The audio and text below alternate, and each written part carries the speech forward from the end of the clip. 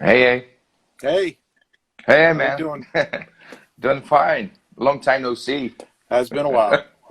Yeah, it's It's been a while. getting a little bit fuzzy myself. Yeah, we're getting old, man. What can we Yeah, say, right? it happens. So, good evening, everyone. As I have said before, we are going to talk about the production of the album Inside My Dreams. I have been calling this week the Inside My Dreams Week. And I'd like you all to get to know my big friend. And it all started when he was my teacher and became my producer. And it's been my teacher up to now. And also my producer. We produce stuff for other people as well. So Ian Fraser, welcome. Uh, Hi, thanks how's everybody doing? Thanks so much for accepting the invitation. First of all, uh, just introduce yourself and maybe say a few words about how we got to meet in the first place. Well, I was a teacher, teaching audio in New York City. Daniel had been in school for a little while. Came into my class. I saw something of a spark in the young man. um, we got to know each other. He got to know me as being a bit of a wise ass, and he kind of clicked. At some point in time, it was after you finished my class, I think, right? I had asked him, why don't we try and get together and do something? And he was up for it. So got him over to my studio, and we started working on one of the songs that actually made it to the record. Um, That's it. Yeah, I yeah, did a little bit of self marketing inside the school, handing out some copies of the album that I just produced before that's I right. moved Yeah, to New York. That is the Lab album. And I gave you one copy, and that's how we started talking about yeah, music that's right. outside the classroom. And you invited me for, oh, let's try to do some music together. Yeah, I remember listening to some of the Lima Lab stuff and the lab stuff, excuse me. Yeah, Um, and I thought there's a lot of lot of really cool stuff in there. So I thought maybe we could do something with it, or yeah, start something new, maybe. which So, we did. yep, certainly did. So you want to start at the top of this thing? Yeah. So what we thought, guys, of doing tonight, it's really going over the track list of the album and just recalling some memories about the production process. And Ian has got some very cool stuff to show, some tracks of the sessions, the recording sessions, so he can play this for you to hear some of the elements of the album soloed, which means isolated, like you've been seeing everywhere now. Check it out, isolated vocals of Freddie Mercury or Eddie Vedder. Yeah, So we got this. yeah. So hey, let's start hearing this, stripping down this album. The first track is "Giving Way to Life." Don't hesitate. So this is a song that I remember. We kind of came later on in things. It was a time. Well, you could tell the story better than I can about where the song came from. But I recall that this was sort of right before your child was born, correct? Yeah. That's I wrote it before Luana arrived, and that was the first song that I wrote with my guitar, my Gibson guitar. You were lucky enough to get around with me along hundreds of stores in New York City and I had a lot of Jersey. fun doing that too, by the Yeah, way. yeah. So we got some interesting. We were talking. before, and one of the things about this album that it's important for us to highlight is how we did the drum parts for the whole album, because many people don't know that, and even drummers. I received some very good and gentle words from drummers. Say, "Wow, the drum sound of that album is really amazing. Which kind of kit did you use? Who played the drums?" And the truth is, that's programmed drums, which means this MIDI, computer audio and computer language manipulation to make it sound like a real drummer, right? Yeah. Well, I mean, yes, it is. But the fact is that, they are real drum sounds. They are programmed. You play a keyboard and the note plays, but they are scaled. So it does have the sound and feel in many ways as a real drummer would sound. And so in many cases, like you were saying, it's kind of easy to fool some people over that sound. I'm proud of a lot of the drum sounds on this record. Actually, I think we chose well with a lot of them. Yeah, me too. So yeah, that's what Iain just said. It's the sounds are real. They were recorded using real instruments, real drums, real drummers in real studios with real microphones. But those are turned into files, samples, and we use that. We program how they should be played. Yeah, some people do that on pre-production, and then they kind of retrack everything with a real feel, with playing the whole track from scratch. But we decided to keep it that way because it was sounding so good. Yeah. And so one little piece coming out of the bridge section, I think, was a fill that you came up with. Oh yeah, and you were very proud of it. I am.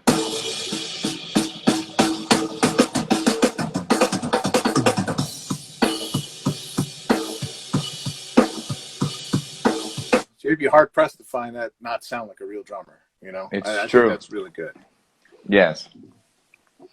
And the MIDI programming type of production wasn't used only on drums, right? On this song, for example, we have some strings, some orchestra playing.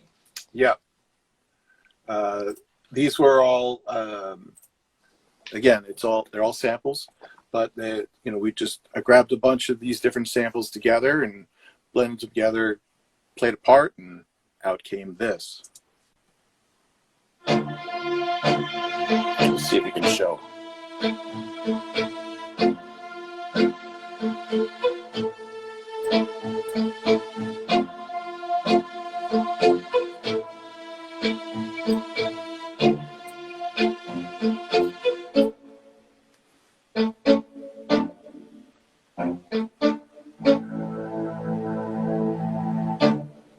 So, as you can see that there's two different tracks there. There's one that's that pizzicato sound, very tight, and then there's more of a patty kind of sound. So the two together come up with the strings for that part. Yeah.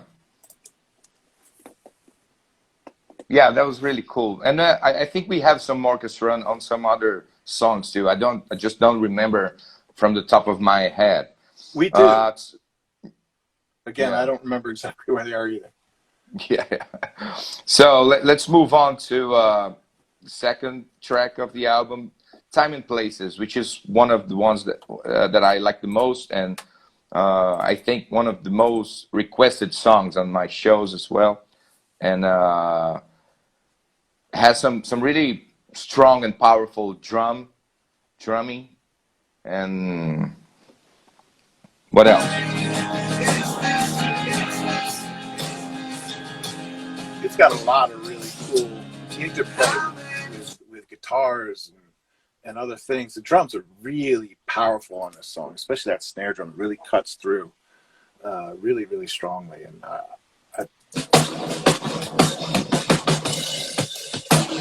big, fat. really helps bring and tie the whole thing together really nicely, I think. Yeah. Oh, falling off there. There was one place in here that I really wanted to point out with the background vocals. There was something in the verse that I wanted to do in the second verse. Just have a sort of a repeat of the vocal itself.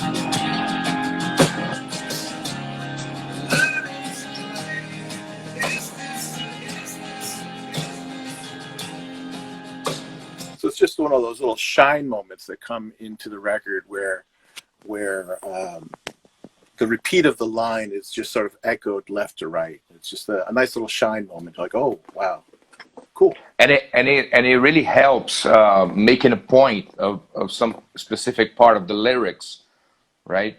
Absolutely. You Yeah. people that work with me know that lyrics are usually the lower thing that I listen to. But on that particular case, I knew that line was kind of important, and I wanted it to shine. So worked nice, and Daniel liked it, Yeah. so we left it. Yeah. Talking about vocals, I remember vividly the day that I recorded the vocals for this song, because this one was not recorded in your studio in New Jersey. I recorded this in Bello, and back then I was kind of hiding myself from the world back into my parents' garage, and then I kind of tried to have a studio ready for me to work some things up, but it didn't really work so well. But I didn't have a lot of resources at that time. But I remember that I could just mount this a microphone and record his vocals. And from what I remember, it's just one take. That's what I sent you over.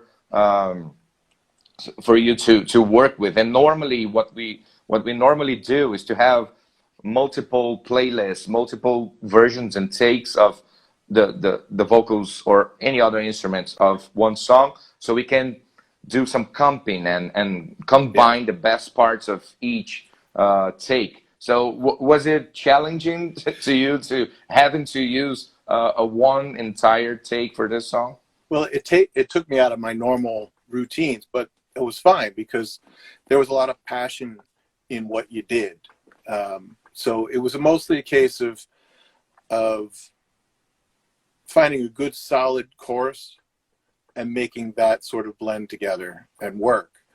In the verses, outside of maybe a little bit of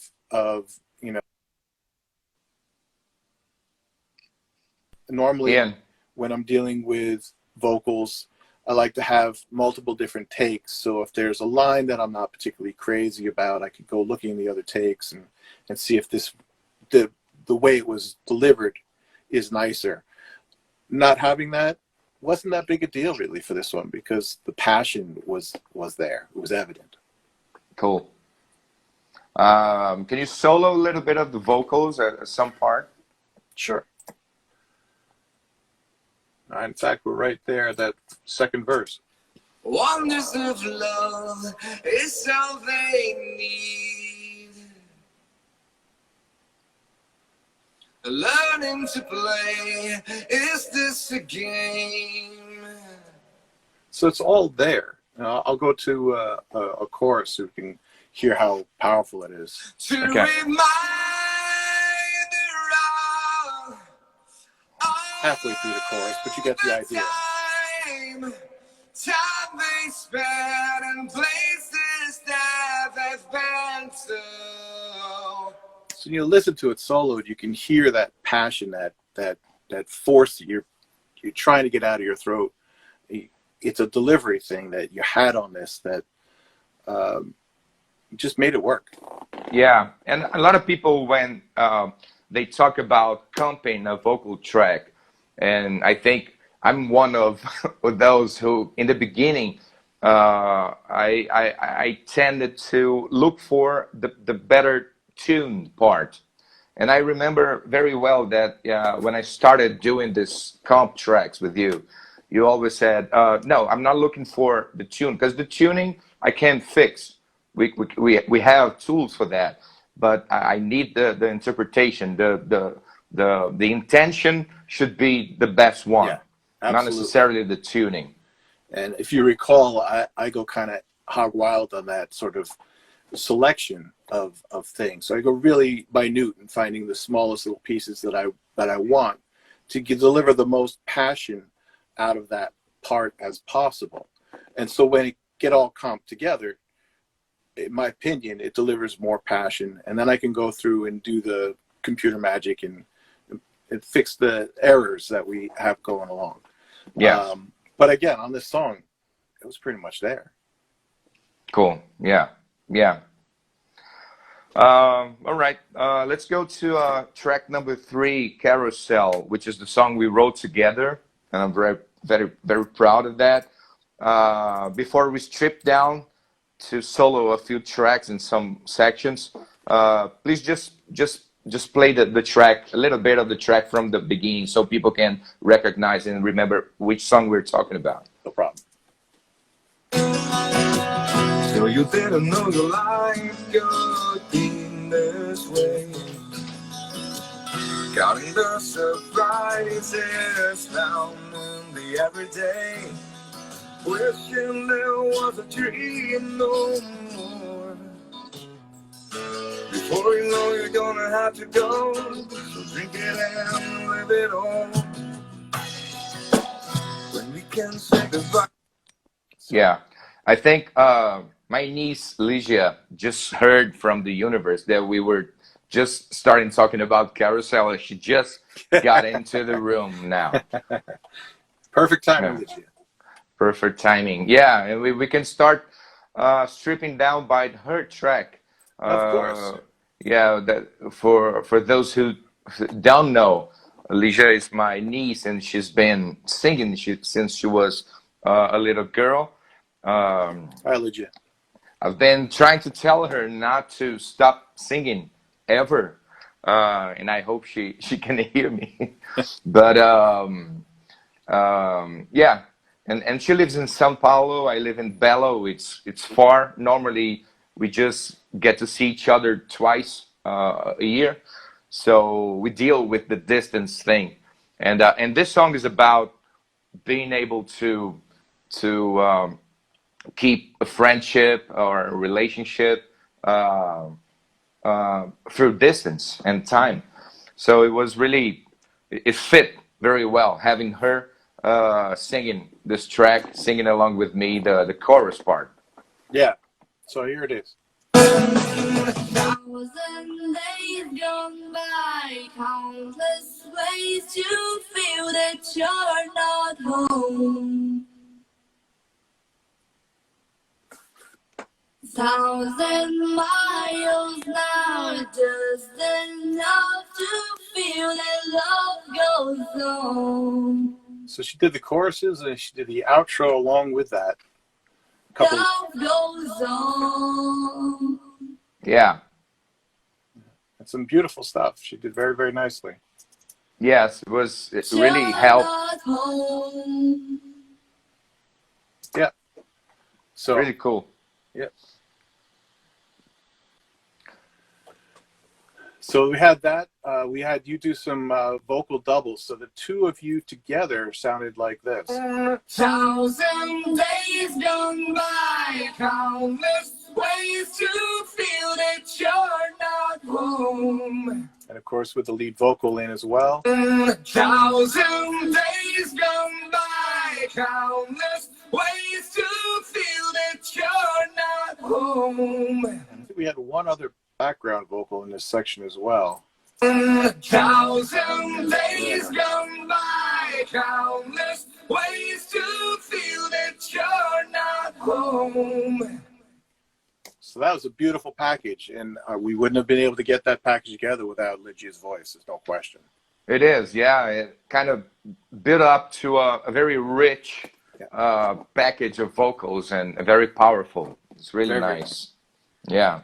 The other thing that's very interesting about this is when I was in Brazil on this particular trip, when we started talking about Carousel, I said I wanted a Brazilian instrument. So we went shopping, for a couple different things, and you had mentioned something called a viola caipira. Viola caipira, So yes. I bought this guy. Yeah. And so we brought it back to your place, actually, and as part of the original tracking for this song, that was one of the parts that was done. You played most of the part. That had a direct input, so we could make sure the sound was the same from your place to mine. You did most of the parts, and I came back and I thought, you know what? This should be on the intro too. So I figured out a little part as poorly as I play and laid it in. So it covers most of the track, actually, at this point. Yeah. So let's solo that sucker up and listen to your playing first, because it's better than mine.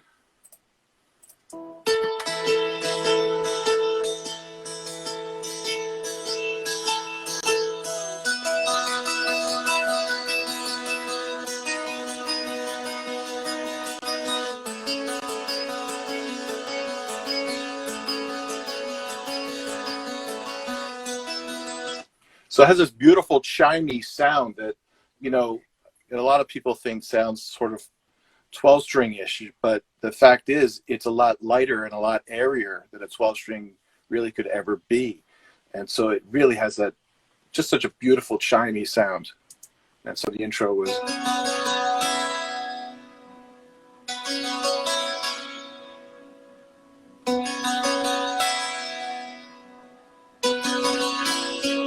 And so that really just goes back and forth on that pattern.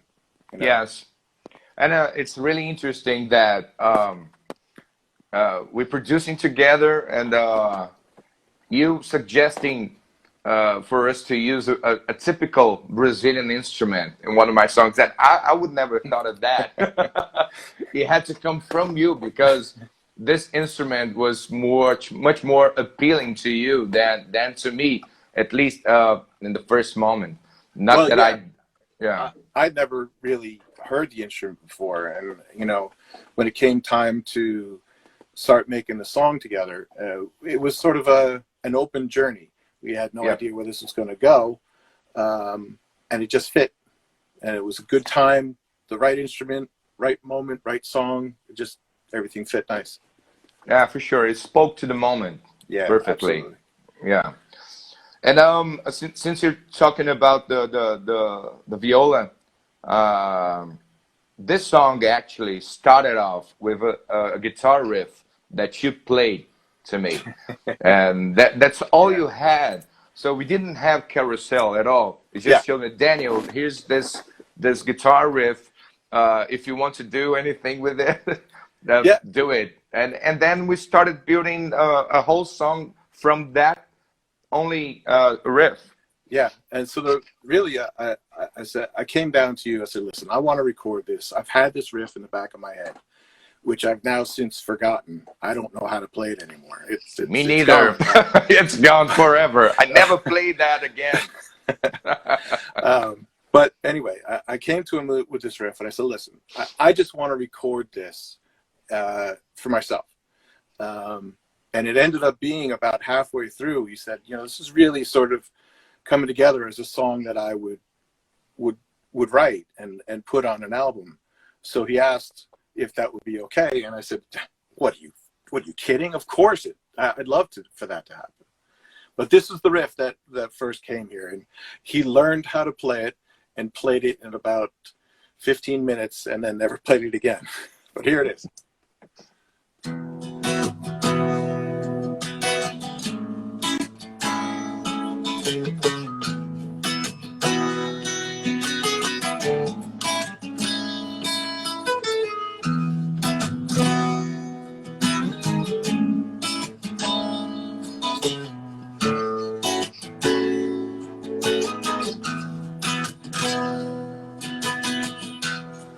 So it's real pretty, you know, and has a nice shape to it, you know, it kind of fills up the whole, you know, bar structure as a frame. It's just real nice. I was very happy you took that. It's a beautiful riff, the lost riff. We gotta gotta find it. We gotta find it. Yeah, we gotta write a book about the lost, beautiful, the lost golden riff. Yeah. But you know, I was real happy that again that you took on the song and you made it what it is. I think I'm very proud of it. I'm very happy that it's on the record. Cool. Me too, man. So, track number 4. This the I've been telling stories about the album since the beginning of the week, and I already told a few, most of them actually. And the next song, "Fooling Me," is one of the songs that really came from the Lab sessions. Lab was this project that I had a little bit before I moved to New York, and it was not a solo album, so it was just called Lab. It was a duel. Um, Myself and Thiago Braga, brilliant bassist and my friend. So, "Fooling Me" and some other songs, we decided to bring the songs together. Actually, "Fooling Me" was not in the Lab album. It was one of the lost dogs of the album. But it has the same kind of sound, the same kind of construction structure, and so we had to to make some decisions, right? To Yeah, change some sounds and to do some changes in order for them to work on the Inside My Dreams album. there was also a little bit of change to the flow of the song, if I recall. Um, One of the things that I've always kind of pushed on you was get to the chorus a little quicker, man. Just get there a little quicker. Yeah, And I think this was one of the songs where I chopped things up a little bit, figured out, you know, this is where I think the chorus should be, and I think that you were okay with that, and that's the way we progressed with that. Am I correct? It was one of these songs that we did that? yeah, for sure. There's always been this yelling at me from you I about yell. how, about how I used to took too long to get to the chorus on a song. And yeah, for most of the cases, I was okay with that, but there were some cases that, for me, thinking about chopping up the song and stripping and building it, rebuilding it with a new structure was hard for me to swallow because the lyric would be all Yeah. funky. Yeah. So in some cases, I even had to change a few things on the lyrics to make it really make sense in the Yeah. new structure. And And yeah, you're right. That did happen. And as I had mentioned before, lyrics is one of the lower things that I pay attention to. I'm mostly interested in what the sounds are coming at me. What you're actually saying comes later for me. hmm I know that for most people, it's what you're saying is the first thing that people latch onto. But for me, it's the other way around. And so what was happening was I'm not getting there, you know. So I wanted to just kind of retrim it and fix it so that it sounds like where it needs to be as a flow kind of thing. So anyway, there were some other interesting things that we did with this song, and there was in the chorus the first time around, there was a call and response thing that we did that we added in that wasn't there on the original. So I'm just gonna play that for a second.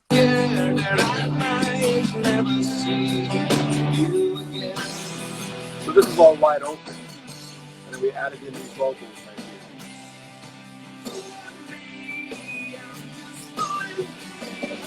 And then that vocal was there before. Then we're back to the full one.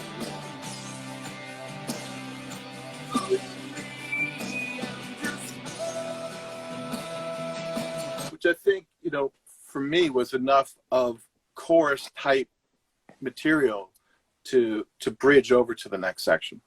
yeah. The band was playing the chorus, but the lead vocals was just touching Yeah. the lyrics a little bit, just an introduction for what would come next, right? Yes. So we get to the next chorus.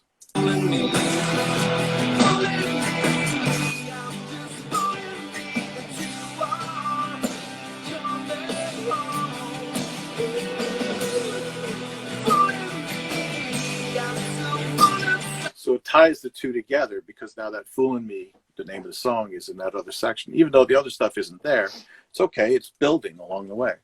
Yeah. And one thing that I remember too about this song was the fun that you had without me during your long nights alone, Well, playing with some effects and re-editing yeah. the background vocals and building some interesting ghost stuff Yeah.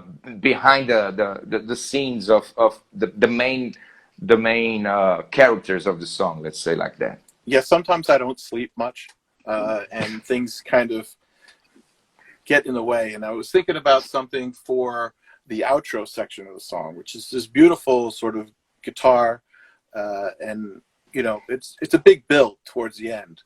But I thought that it needed a little bit extra, and so I took, chopped and screwed, I guess is the word, and rearranged, played backwards, added reverb, delays, all kinds of stuff, and came up with this. It's coming, I swear. Fooling me, me, me, me, me, me. And so when you listen to it in the track, it kind of ducks into the mix and then comes forward again. And that happens a couple times through here.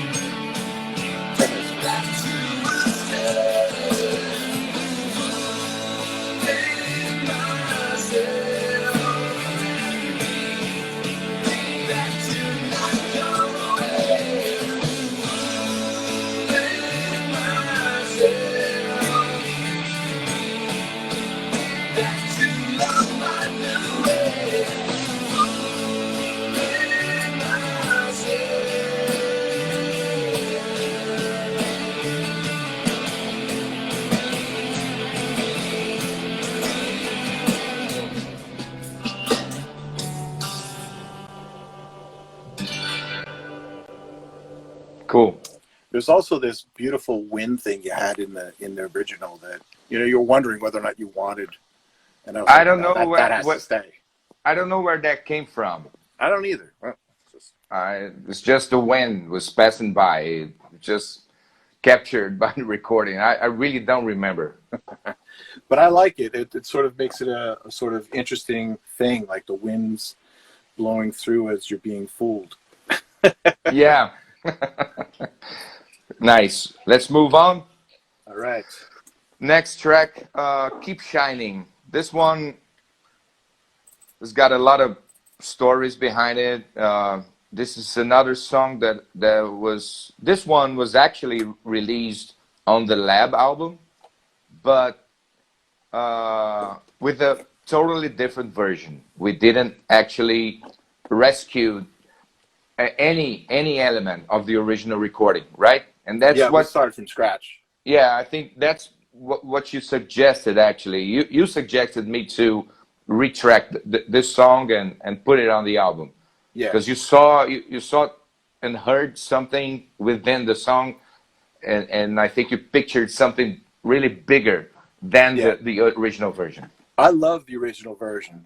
It stands on its own as, you know, being this beautiful sort of whispery kind of thing. It's beautiful, but I heard this as big. I heard it as being, you know, really a powerful song and a statement. And I think that we got that out of this. And it really started by taking the original song. If you remember, I took the original song, I brought it into Pro Tools, and I chopped it up like I've done with other songs. And I made kind of a structure of the song, and I brought it to you, and you went, and it twisted my mind. Because I think mostly because of the lyrical flow of things kind of threw you, but it was also a brand new concept of taking this whole song and chopping it up and putting it back together in a different order. And also I think the way the song starts was a little shocking for you. Yeah, yeah. I remember that it took me a long time for me to get used to the new, uh, the way you were suggesting Yeah. it to be. And play a little bit of the intro of the Yeah. song because it's really explosive.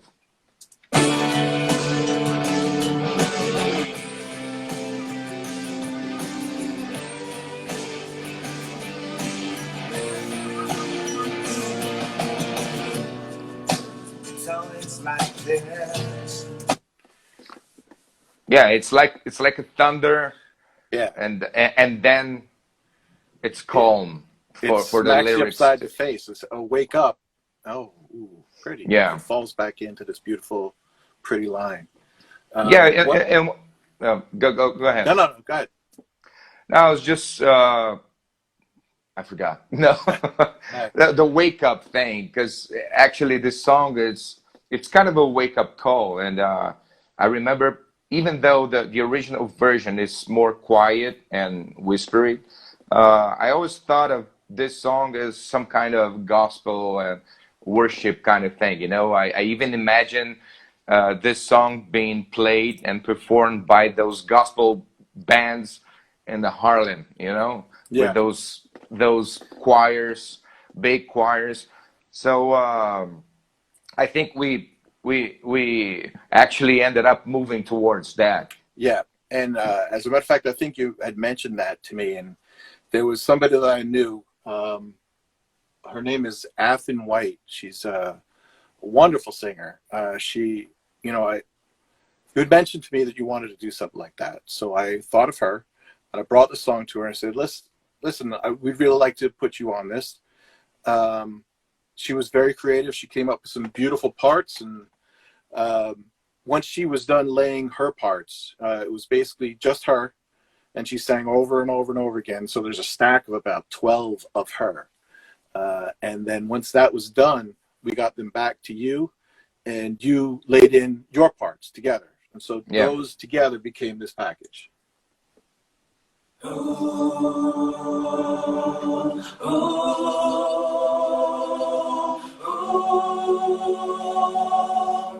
So that was the sort of bridge section. We're going to head into the chorus now, the last chorus. Find some time.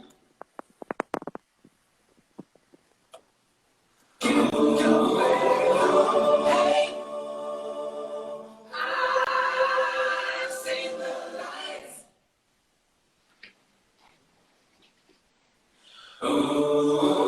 Keep it shining.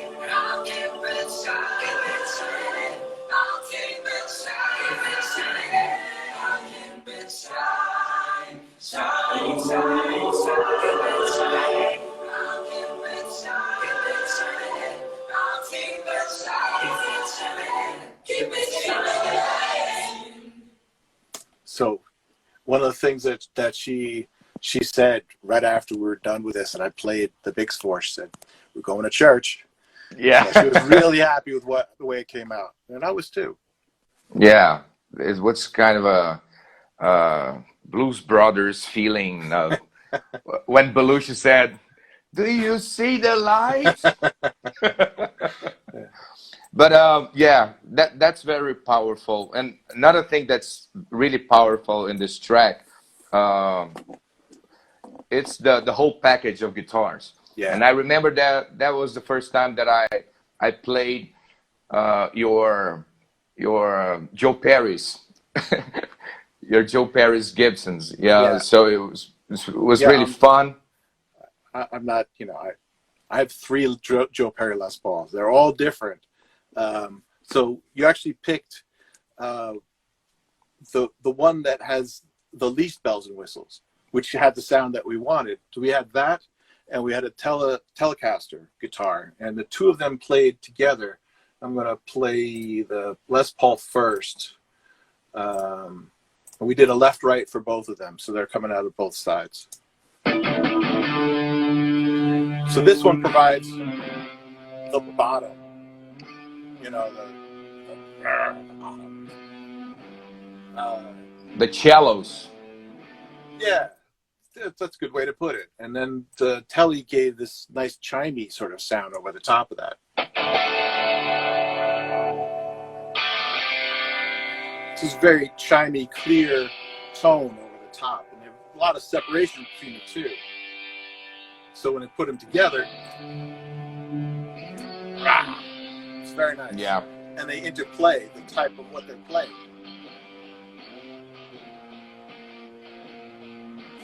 Right? So they're doing some nice overlay parts, which is a nice concept. Yeah. You figured And that also, one out. Very nice job. thank you. And also the lead parts too. They're really cool. Like for example, the first solo of the intro. Yeah. Hold on just a second. Let me just find that solo. There we go.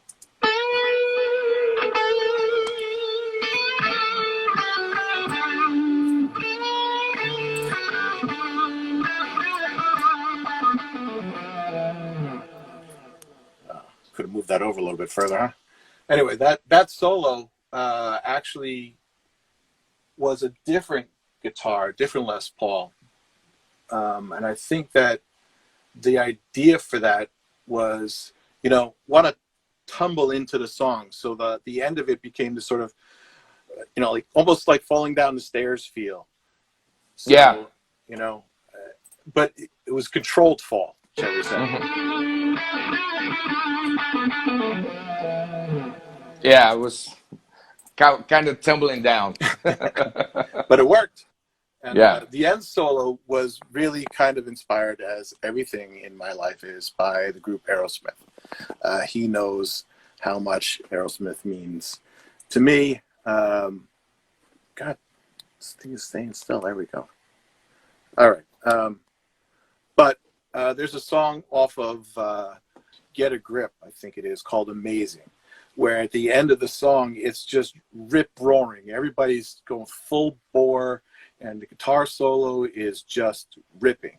And so I told him that and said, give me something. And so he did. Oops.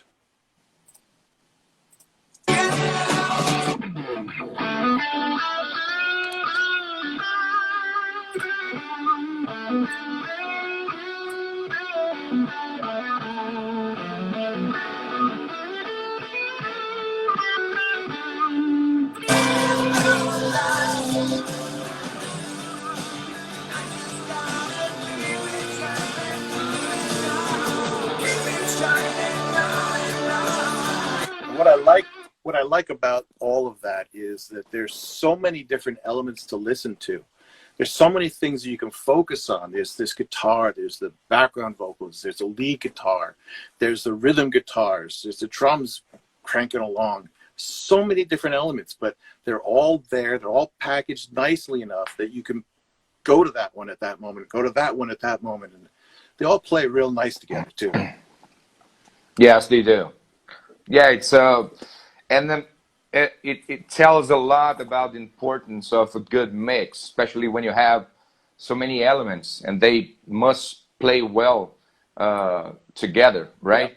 Yeah. So being able to mix that and understand the EQs and all the positioning in space, it's something that people sometimes overlook that and also think that they can learn that just from watching YouTube videos and will just instantaneously absorb that. And Yeah, this is it don't work that way. it don't work that way. It's a work of years of ear training and then really understanding the science behind that. Or even if you don't even study the math and the science behind the frequencies, it would take a life for you to get really good at that, like you are. Thank you very much. Thank you. But it all starts with a good song and a good player. You don't have those things, you don't have it. So there you go. Cheers. Okay, let's move on. Just Because is the next song. This is also from the lab era, and we did some changes, but I think the the most important change or addition or new thing that we brought to the song is the horn section. And Yeah. unfortunately, I wasn't there to really follow this as closely as I'd like to. But tell us about the whole process of bringing Lisa Moyer and her Yeah. group of horn players, and how they built the parts. Well, it was, it was in conjunction with you to a certain extent. There was a moment in time when we were together. I was together with Lisa. We were kind of talking about this, and I gave you a call. I think it was through WhatsApp, some advertising for them. And we were sitting at a piano, and she played some basic ideas. And I said, all right, let's do this. Let's put some basic ideas down.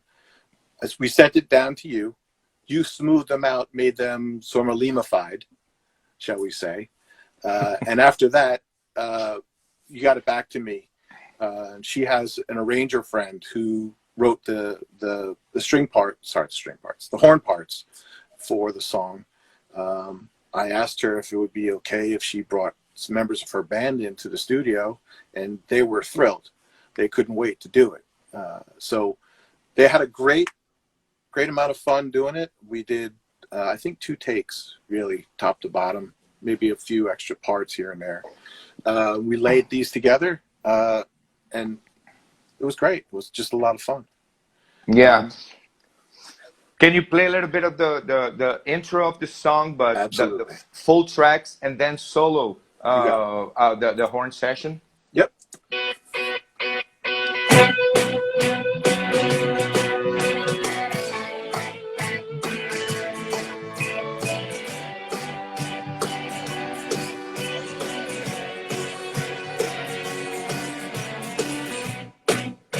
All right, so play the same part again with just the horns, right? Okay.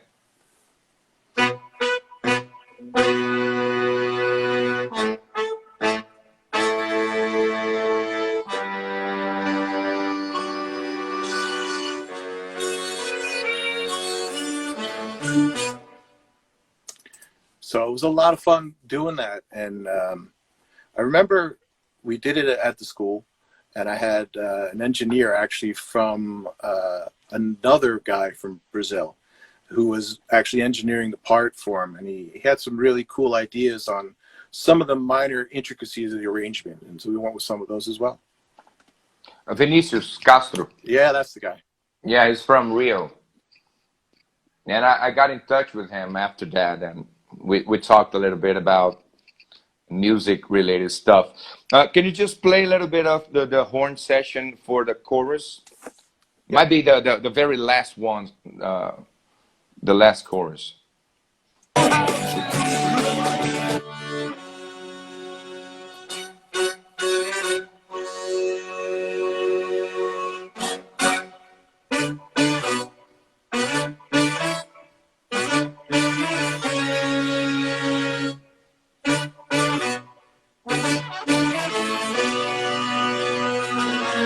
So there's some color in there.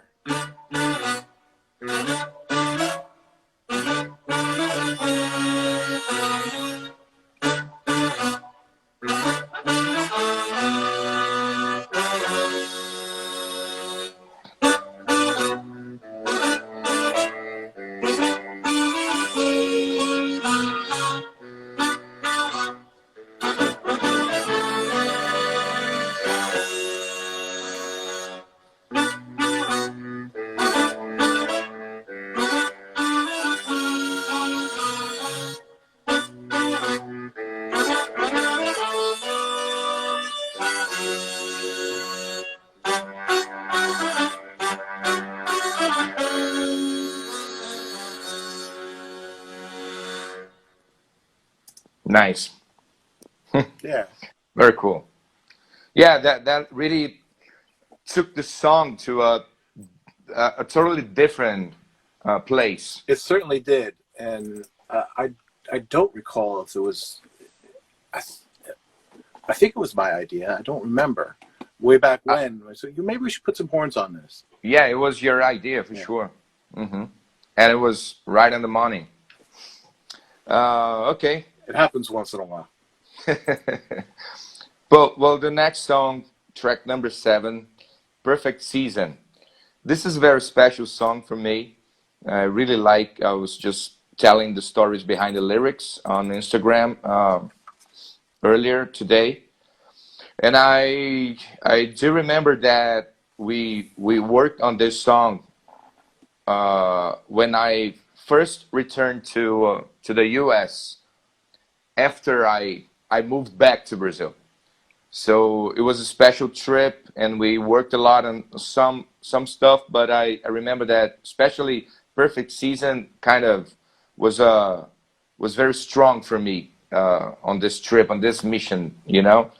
And we had just bought a new mic, very inexpensive mic, and I think I was really eager to to try the new mic and also try to make a point that with an expensive mic we would get as good result, you know. And actually I love the sound of the vocals on this song.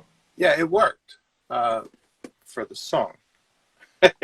Yeah. But I do like the sound of it. Let's just play a little bit of that soloed. You're so self-assured. It's like you've been here before. Never insecure. Seems so easy when you talk. Step ahead, don't lose control. Be aware of holes and bones. No distraction, see the goal. We're so close to get it all. I do remember that session being one where I wanted you to push a little more, push the vocals out a little bit more, get a little more squeeze on the vocals, and you can really hear that on the top when you get to the top of the line, and it brings more passion into the track, I think. Yeah, that happened again, because when did you not try to push me on singing harder? It's my job. Yes, it is. It is.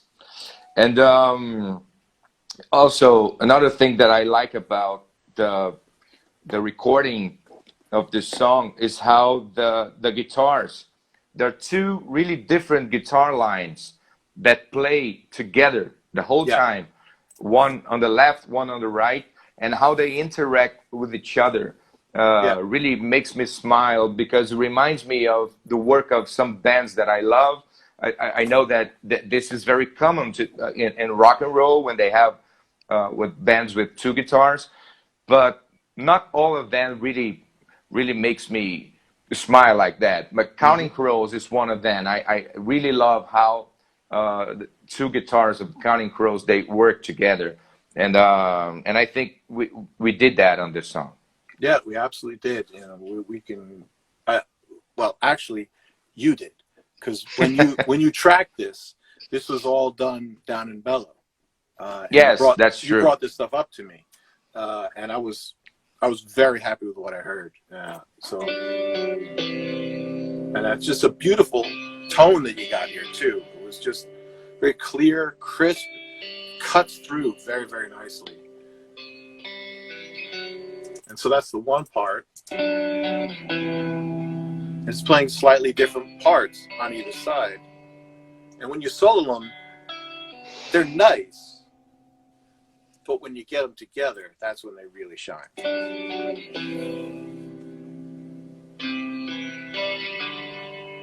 That little bit of hold over one side that's different than the others creates a lot of interest.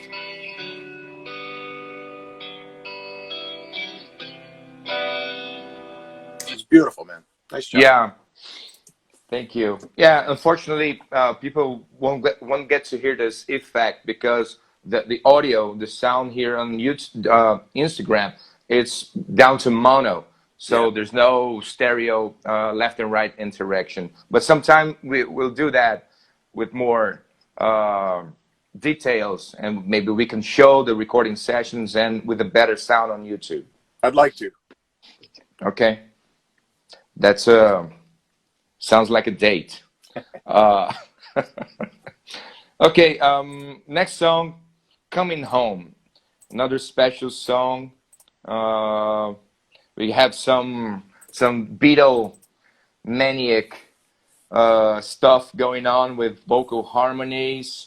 We have some interesting new instruments, at least for me, because that was the first time that I had a banjo on a song of mine that you played, and I had just bought myself a ukulele, and I had to try it on this song. Yeah, and you know, as a matter of fact, you're the one that made me get this one. It's also a ukulele. It's 6-string, so I'm Oh, cheating. six string. No, no, But six strings, no ukulele. Hey now. But here's your uke part by itself.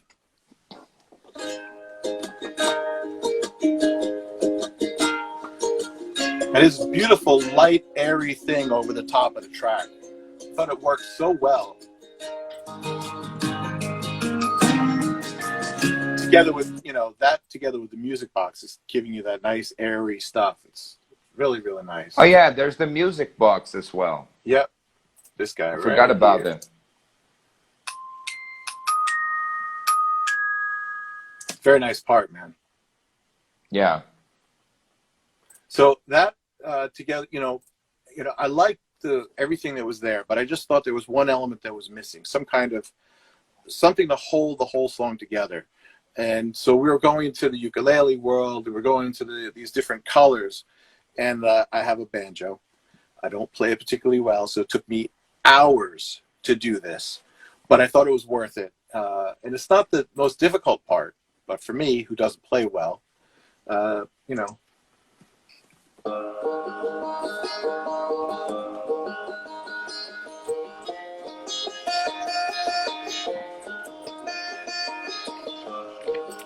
So that together in the mix just holds the whole thing together.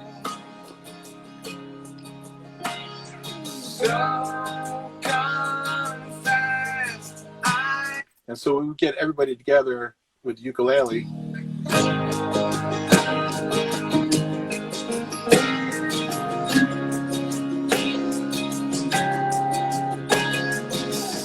Just a beautiful, beautiful thing. And then there's your background vocals you were talking about before. I can feel your home. Amen. I am waiting, son. And so it counters the lead vocals so nicely. So when the vocal's not there, the background vocals come in. And hear your laughter. It's just a nice blend of the two. Yeah. I've already built your place. Come faster. Nice. Yeah. Amen, John. Yeah. So yeah, cool. That's really cool. We still have a few songs to talk about, but this session on Instagram, it's getting to the end. So I'm going to just close and open a new one so we can finish talking about the album, okay? No problem. Okay. See you in a second. All right, we're back. All right, we're back in business. If you just got here right now and don't know what's going on, we are live streaming with producer, engineer, and my friend Iain Fraser, who worked with me producing the album Inside My Dream. So we are going over the tracks of the album and telling some stories about how we produced that and recorded that. And we are on track number 9, Kisses Await. This is a very cool song. Maybe the first thing that we need to talk about this song is how the percussion bundle that was created for the song it's unusual. It's not like a regular drum kit. So it's really a combination of multiple percussion sounds and patterns.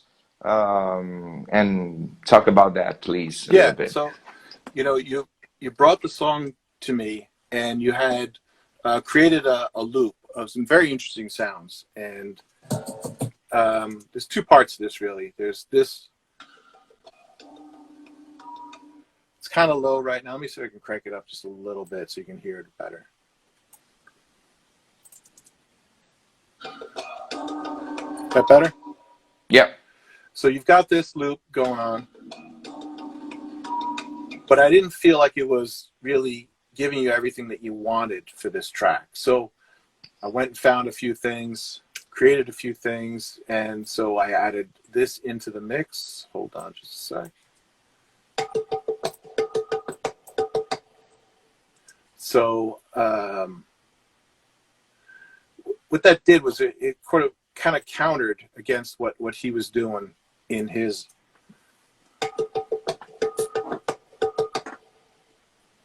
And here we go. So the two together kind of, build a pattern together, and it adds as the next loop goes along. There's a few other elements that I came up with. Let's see. That literally is the Egyptian sort of tiny little finger snap things. That's what that is. That little bell in the front there. And then we have this swish. And I took the end of a stick on a cymbal and just wiped it real quick. And so that's what and so there's a couple of those things. The castanets or whatever, it's not castanets, whatever it is, the little percussion thing bouncing back and forth. There's one more loop here. Oh, sorry, that comes in later. Deal with that in a minute. But those elements together give you this nice sort of percussion background to the track.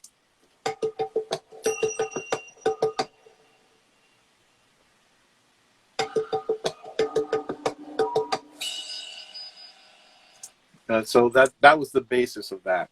The other thing that I thought that was kind of interesting was it has this not Middle Eastern feel, but it's going in that direction. And so we thought of some other sort of ethereal sounds, and I thought, well, what about an EBow? And so what an EBow is this little, it creates a little magnetic field, and it vibrates the string without actually plucking the string. So if you do that, it'll vibrate it and give you these sort of weird sort of sounds. And so that's what this is. Highly effective. There's all kinds of chorusing and phasing and other stuff. But the way that sound builds in is the EBow coming closer to the string. So those are the elements that I brought into that to help build out the intro.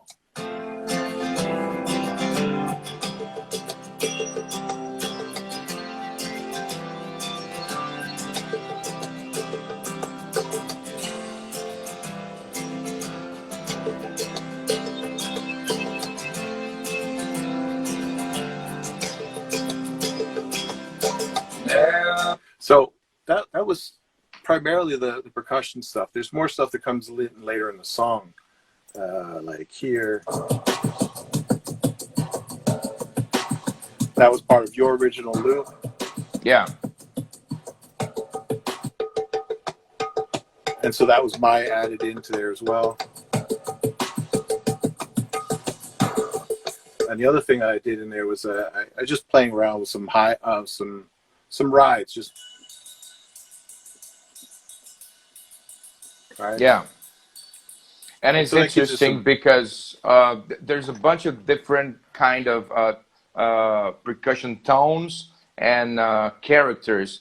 Well, like you said, there's some stuff that reminds of Eastern percussion, but there's also some kind of junkyard stuff too, like some trash, and that reminds me of the group Stomp. what they create, So every time I hear this song, I think that the whole percussion group that was created is really really gives a very rich touch to the song. Agreed. And just to take that another step, in the bridge, I actually took, I took a mallet and I smacked really hard on the bell of a ride cymbal. And I took that and I pitched it down, and I pitched it down some more, and I pitched it down some more. So it has a unique sound. And that became what sort of sounds like a snare drum in the bridge. So in the track, that almost gives them sort of a snare drum sound in there.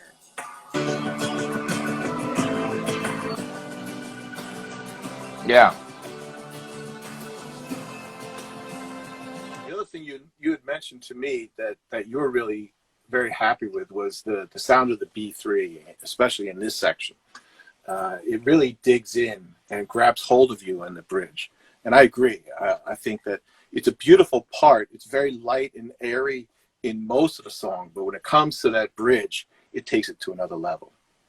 Yeah.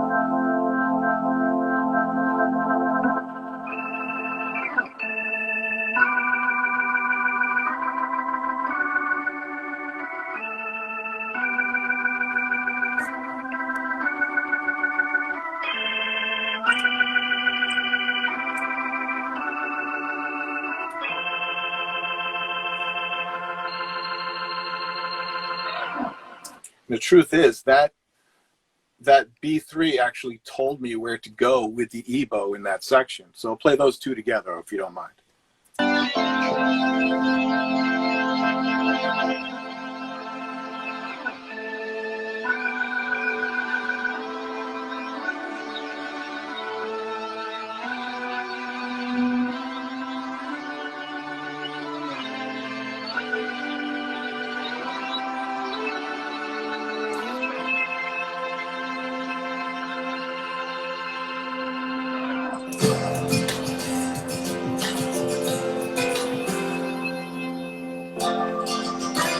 It's lovely. Amen. And then you laid in this beautiful, beautiful acoustic guitar in there. That was just really, really sweet sounding, just right notes, right placements.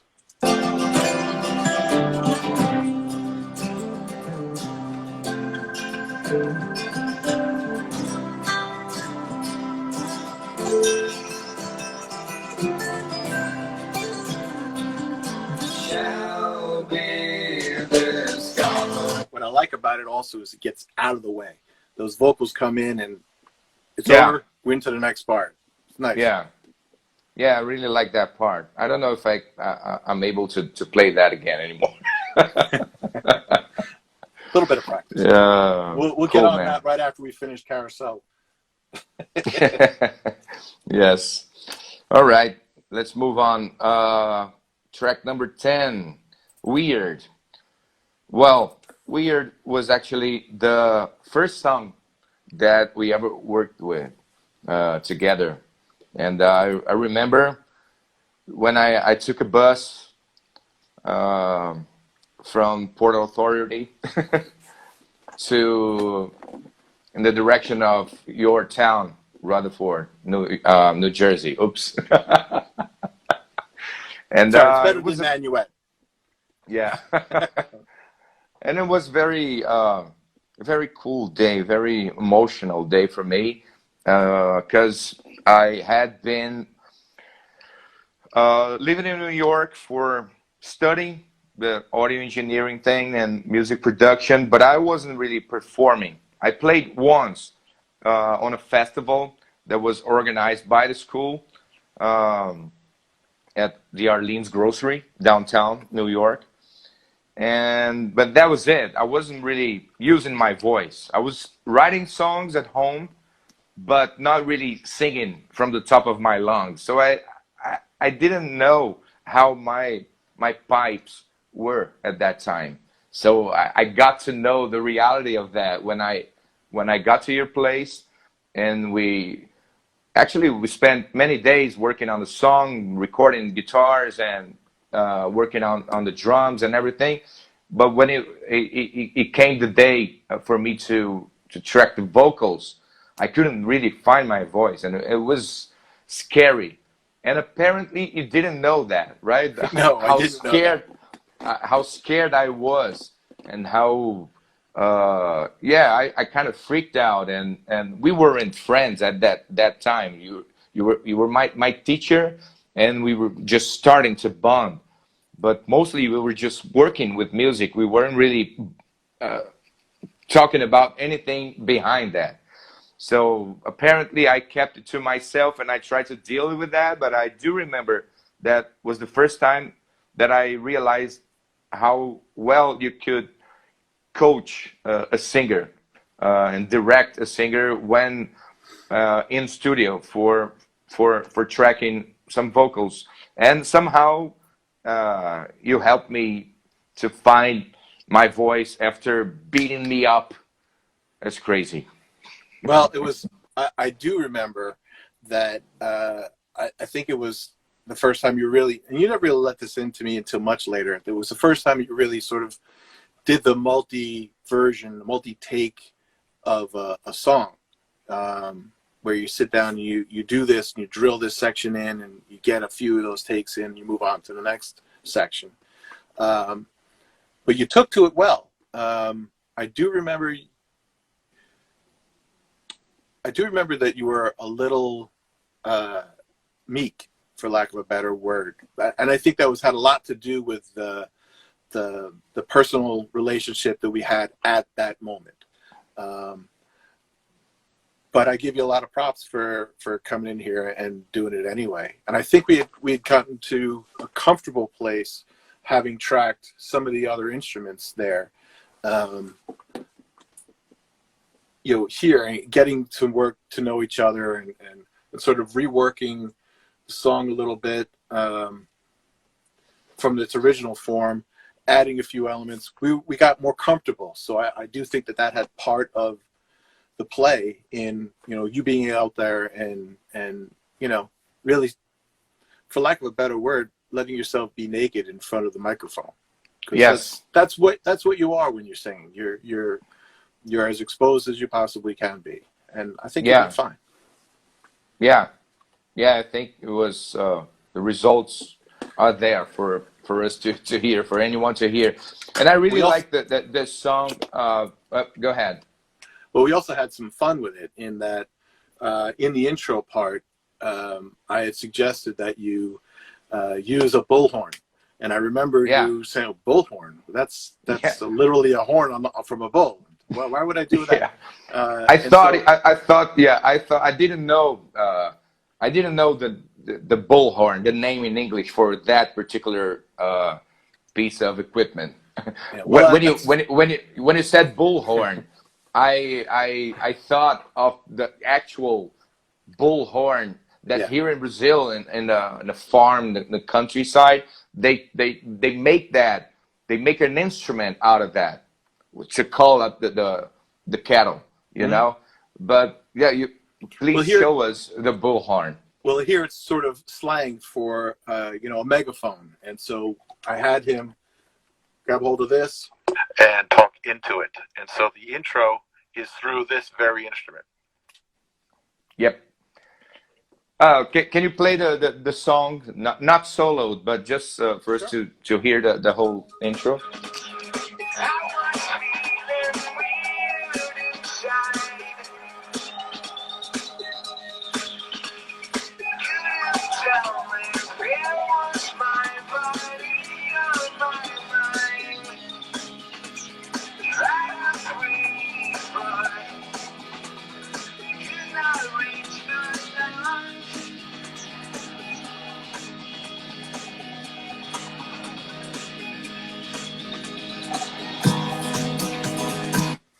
So that was how that all built together. Now the other thing that was this, I asked you to sort of breathe heavily into the mic and to kind of create this sort of element of weirdness in the front. Yeah, surprising, spooky and song, right?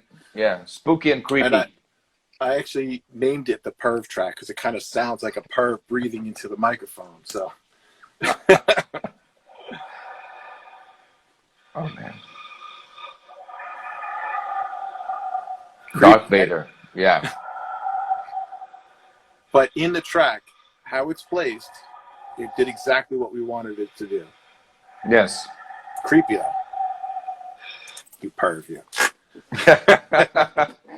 Yeah, it's funny because back to the mix magic. There are things in a mix that you don't necessarily hear and spot on that and think of that. You just feel it, right? And that just brings, just help bring the feeling that we want to communicate, I think. Yeah. And that's one of those that, you know, upon the first listen, you wouldn't necessarily notice that. Upon this 10th listen, you may not notice that. But eventually you'll go, what is that? And really focus in on those little elements that become very interesting as part of the track. But again, as you first listen to it, it's just part of the canvas, you know? The canvas, not an empty canvas. Yeah.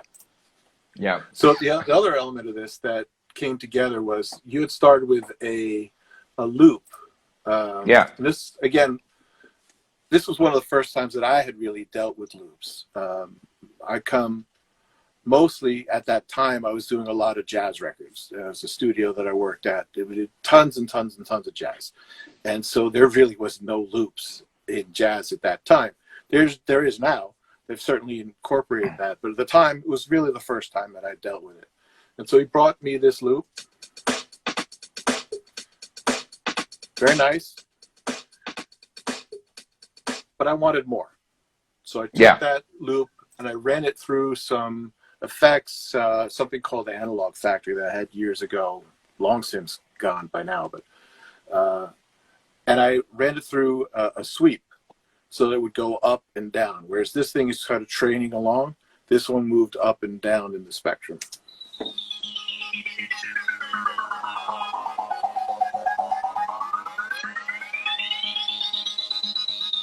And so the two together give you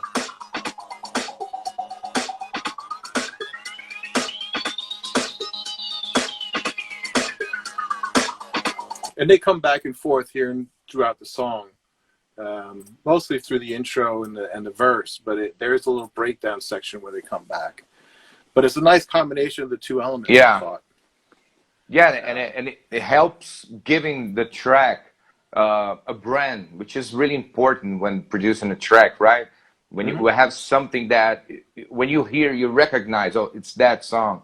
And another thing is that I like and I'm proud of about the album, this Inside My Dream, is that the variety of musical planets that we can travel through, you know, while hearing this album. And this planet of weird, it's really totally different from any other track. I think maybe because of this electronic feel of the loops or the bullhorn sound of the vocals, and even the absence of a chorus, because I don't think this song has got a real chorus. Really, there really isn't one. And at the time, there isn't one. Yeah, at the time, I didn't really want to mess with you too much. It brought me, a really sort of solid song throughout. I think that we did add a bridge later on, right? That was added in. I think it was added in. Yeah. But outside of that, it was there. And so we kind of went with what was there and built up from there. Yeah.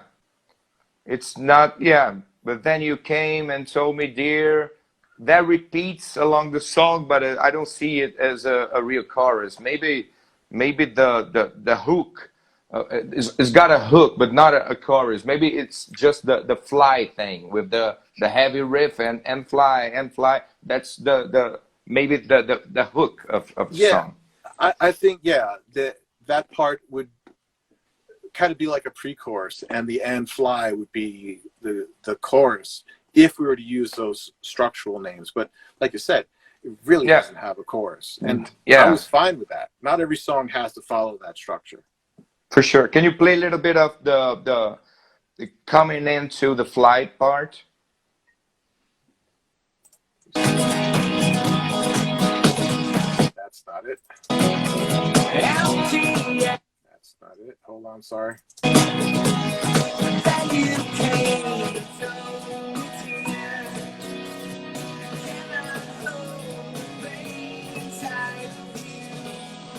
I think I'm too far. Sorry, that's the wrong place. No, I was in the right place. I'm sorry, guys. It was right. You were right. Sorry, bouncing around. Here we go.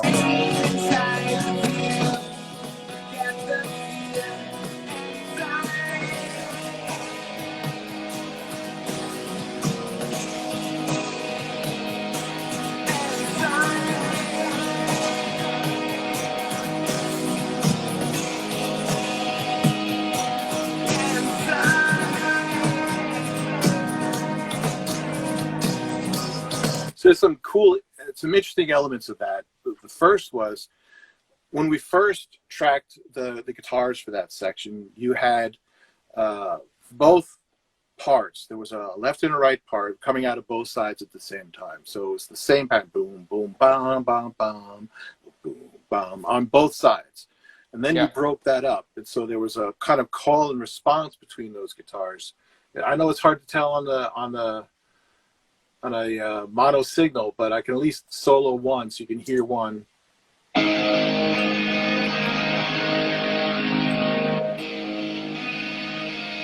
Right, so that's half the line, and the other side picks up the other half of the line.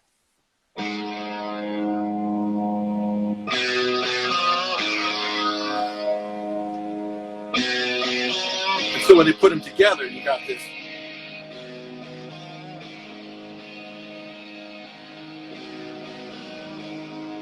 It's just very cool. And you came back to me and said, listen, I really want to split those in half. I was like, I love it. Let's do it. Yeah, that's very Soundgarden-ish. And the other element to that was the delays that we had on the vocals. The and fly really bounces like it's flying along in space. Yes. Yeah, and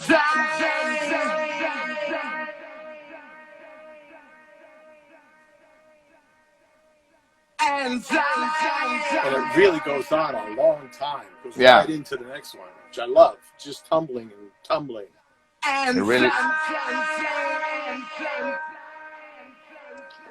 really flies. Well, yeah, cool, man. Next track, No More. The same way as Foolin' Me, No More was released on the Lab album, and we retracked the drums. What else we did? But we kept the bass and the guitars. We kept the vocals too, if I remember. The vocals too, yeah. And what did we do? Anything different? Well, we added in some background vocal harmonies. Okay. Yeah, so we added some of those things in. Let's see.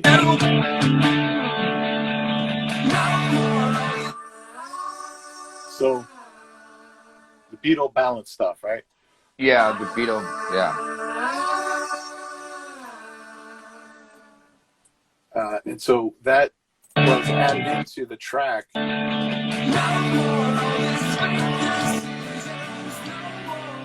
of.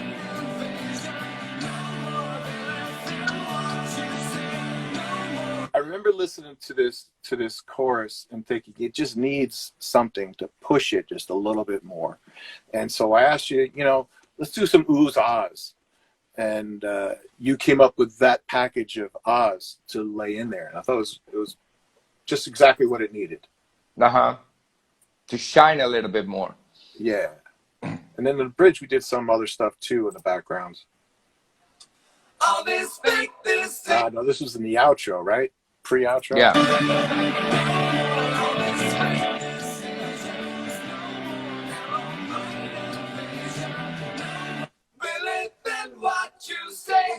So you did some background vocals, harmonies to what was there.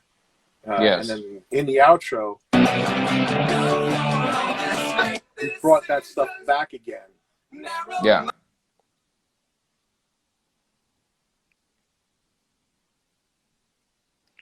Gonna be my new way, no more.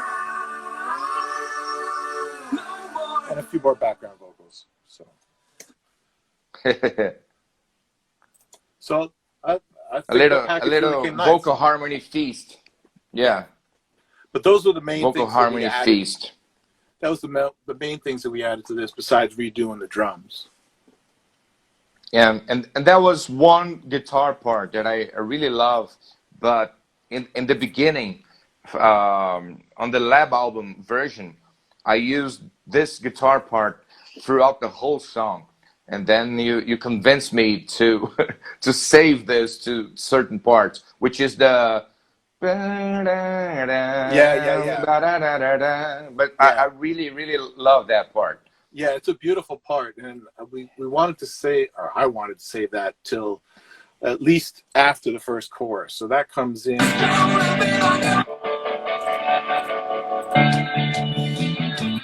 it is. So I wanted it to save until then, and the other thing I added was the tremolo guitar.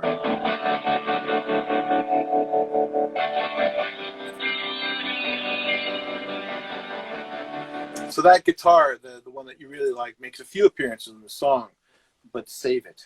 You know, don't give them everything up front. Yeah. It was good. Good decision. Thanks. Cool. Nice. Moving on to the track number 12. Doesn't mean anything. This was part of the Lab album as well. Oh, my mistake. No More was not released on the album.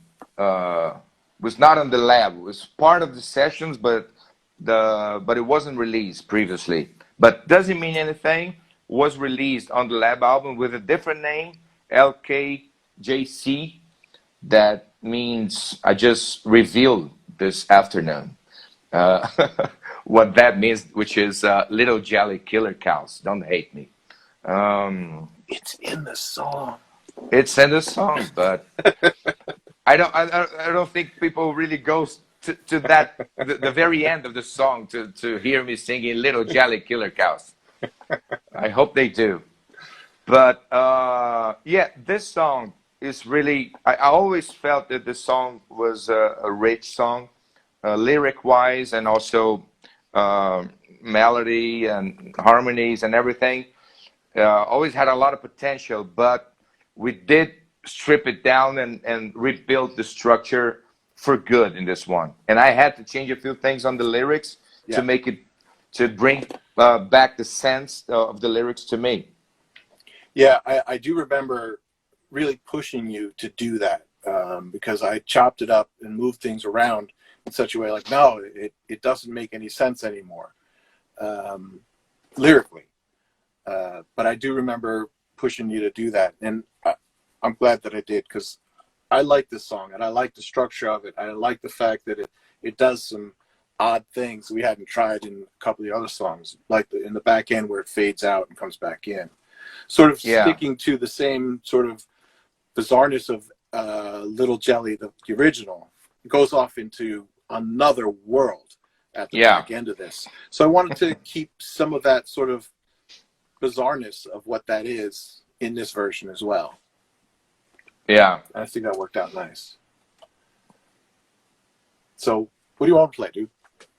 I'd like to hear first what I think became the again the brand to me. What make the song recognizable? It's the riff with the vocals doing the oohs and ahs in the beginning. The backgrounds, yeah.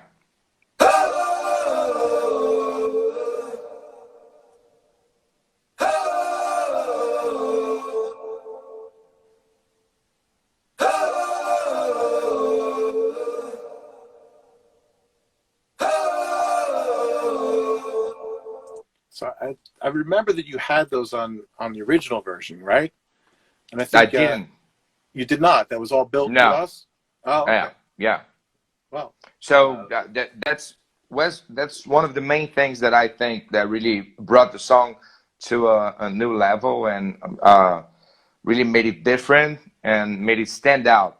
You know, because I like the fact that to me the main riff of the song, it's not like a guitar riff or any other instrument. It's like just vocals doing oohs and ahs. You know. And then another thing that I like that I had to write those words for this new version were the counter lines for the chorus. Okay. They weren't there before, so I think that they we felt like we needed them to explain a little bit more after we rearranged the whole structure of the song. Yeah. So I'll play that a little bit here.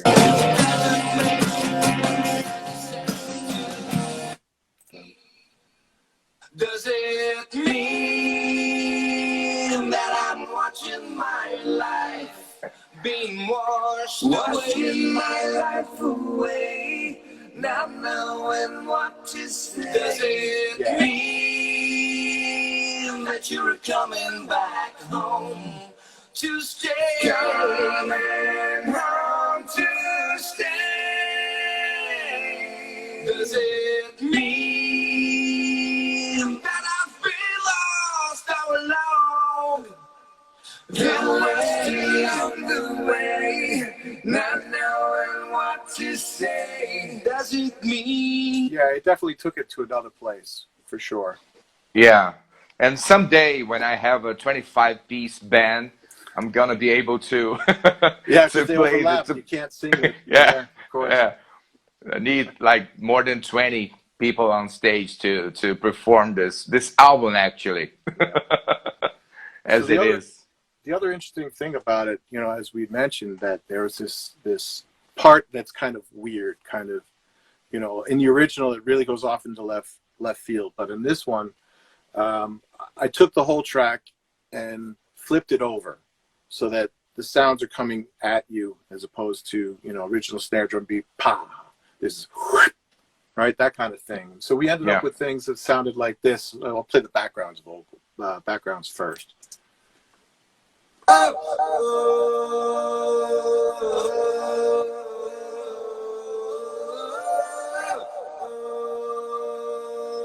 So you got that, then you got the background, the lead vocal doing its line.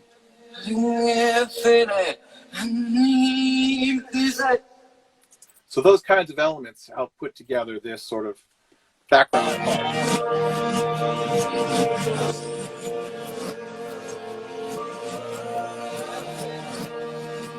So then I wanted that to finish out with what you had on the original, which is that little Jelly Killer Cows part.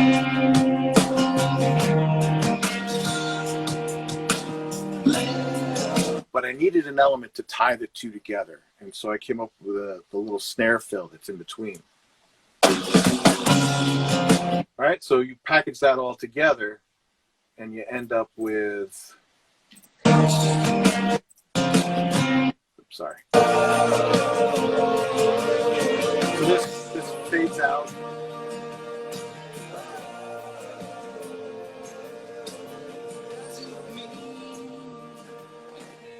So I want this to go out and the backwards part come up.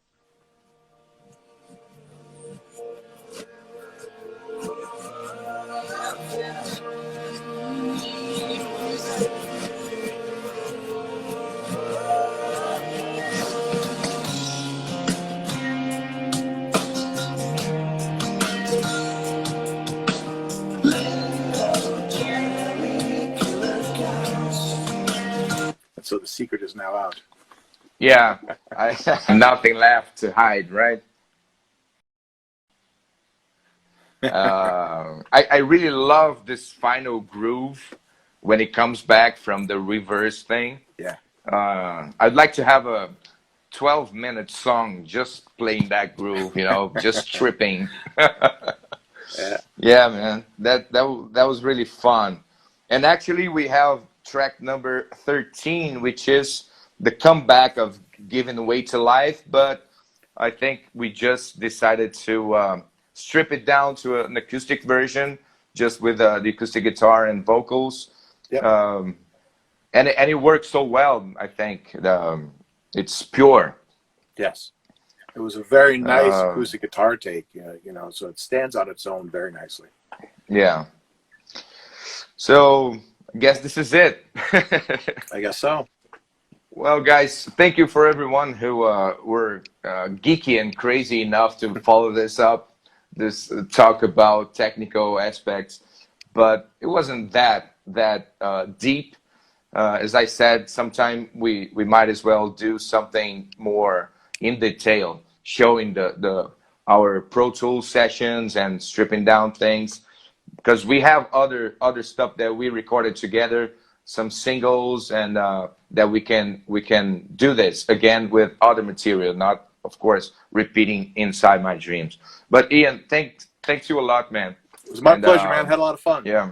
It was good. I had fun too. And tomorrow I'll be performing acoustically the whole album on this, and this will be a part. My transmission will go straight to this festival in Portugal called Todos em Casa, everyone at home. And it makes a lot of sense because Inside My Dreams was released in Portugal through a Portuguese label to other places in Europe too. So, and I've been there to promote and to tour promoting the album. So it will make a lot of sense being part of this festival tomorrow, online festival, playing the whole album track to track. Thanks a lot, and see you soon. Thanks, guys. We'll see you later. Bye-bye. Bye-bye. Valeu.